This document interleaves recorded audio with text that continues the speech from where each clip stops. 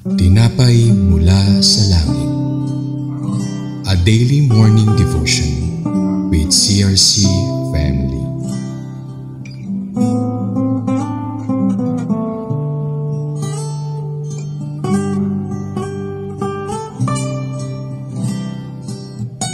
Mapagpalang umaga po sa lahat. Ako po si Pastor Billy Escala ng CRC Queens Road Bacoor Daughter Church. Samahan niyo po ako sa ating programang Tinapay Mula sa Langit. Ang pang-araw-araw nating debosyon sa salita ng Diyos. Ngayong umaga ay matutunghayan natin ang makaganapan sa Deuteronomy chapter 30 verses 19 to 20. Ngunit bago po tayo magpatuloy, tayo'y dumako sa maikling panalangin. Our Almighty God and loving Father, maraming salamat po sa mga biyaya, lakas at wisdom na ibinibigay mo sa amin. Lumalapit po kami ng may kababaang loob. We ask to clean our hearts and forgive us on our sins. Maging ito man ay nasabi namin o nagawa namin. Patawarin po kami, Lord God. Patnubayan mo po kami sa aming mga gawain at maisapamuhay po namin ang iyong mga salita. Hinihiling din po namin na patnubayan kami ng banal na spirito upang maunawaan namin ang mensahe mo na ibibigay mo sa amin ngayong umaga. Amen. Ang pamagat po ng ating pagninilay-nilayan ay Choose Life. Atin pong basahin ang mga nakasulat sa Deuteronomy chapter 30 verses 19 to 20. Sa 19 po, saksi ko ang langit at ang lupa na ngayon inilahad ko sa inyo ang buhay o kamatayan at ang pagpapala o sumpa. Kaya piliin ninyo ang buhay para kayo at ang inyong lahi ay mabuhay ng matagal.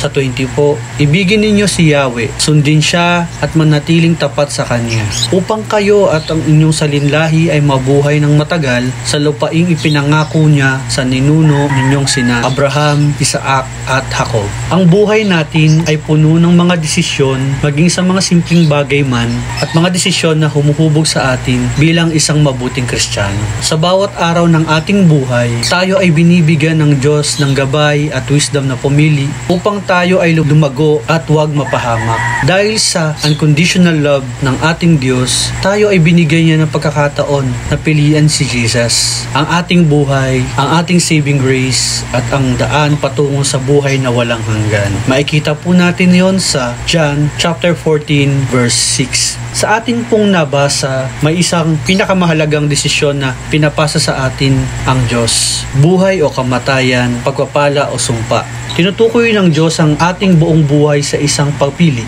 Pero ang tanong, paano tayo pipili?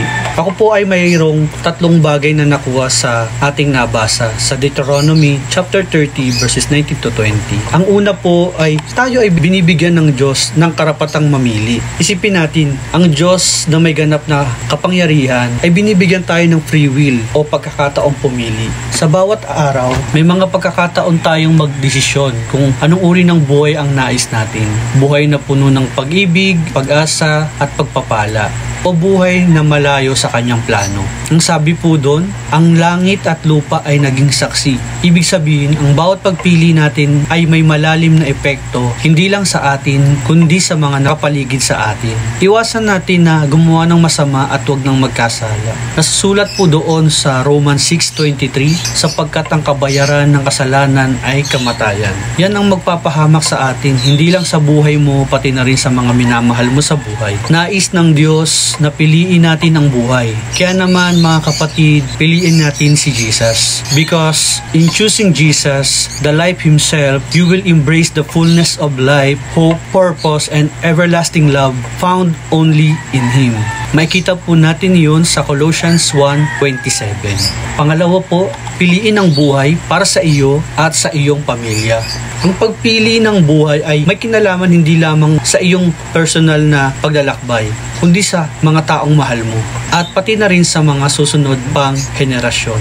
Kapag pinili mong sundin ang Diyos, hindi lang ikaw ang pinagpapala, pati na rin ang pamilya mo, mga kaibigan at mga mahal mo sa buhay ay pagpapalain rin. Ngayon, tanungin mo ang sarili mo, ano ang nais mong maipamana? Ang isang buhay na puno ng pagpapala at pag-ibig mula sa Diyos o ang isang buhay na malayo sa kaniyang plano? Amen. Pangatlo po, ang Diyos ang ating buhay. Apart from God, we are dead and we are nothing. The moment na pinili mo ang Diyos, ibig sabihin pinili mo ang buhay na puno ng layunin, pagmamahal at pag-asa. Siya ang ating lakas at gabay sa bawat desisyon natin sa buhay. Sa bawat desisyon, kasama siya. Siya ang ating kasamahan sa bawat pagsubok at tagumpay. Kaya naman sabi doon sa Proverbs 16:3, "Commit to the Lord whatever you do, and He will establish your plans." This verse encourages us to entrust our lives and work to God. Amen. Kaya naman sa bawat araw mga kapatid, tayo ay may pagkakataong magdesisyon, buhay o kamatayan, ang buhay na puno ng pagpapala o buhay na malayo sa kanyang plano. Hindi natin kailangang maghanap ng maraming sagot o madaming pagpipilian. Ang Diyos ay narito para sa atin at ipinapakita niya sa atin ang tamang daan, which is ang ating Panginoong Hesus, ang daan ng buhay. Piliin natin ang buhay, piliin natin si Jesus, hindi lang para sa atin, kundi para sa ating mga pamilya, mga mahal sa buhay, at sa mga darating na henerasyon. Ayun lamang po, maraming salamat. To God be all the glory. Tayo po ay manalangin. Panginoon, salamat sa iyong pagpapatawad at sa bawat pagkakataong makapili ng buhay. Patawarin mo kami sa aming mga maling desisyon at tulungan mo kami na magpatuloy sa daang iyong itinakda para sa amin. Sa bawat araw, nagtitiwala kami sa iyo. Sundin ka at piliin ka sa aming buhay, sa aming pamilya at sa aming bayan. Amen. Maraming salamat po sa inyong pakikibahagi sa ating programa. Lagi po nating pagnilay-nilayan ang salita ng Diyos mula sa puso dahil lubos ang magiging kaunawaan natin dito. Muli po ninyo kaming samahan bukas sa pagninilay ng kanyang mga salita dito sa programang Tinapay Mula sa Langit. Malaya po ninyong i-share ang video na ito upang kayo rin ay maging pagpapala sa iba. Pagpalain po tayong lahat ng ating Panginoon. Magandang umaga.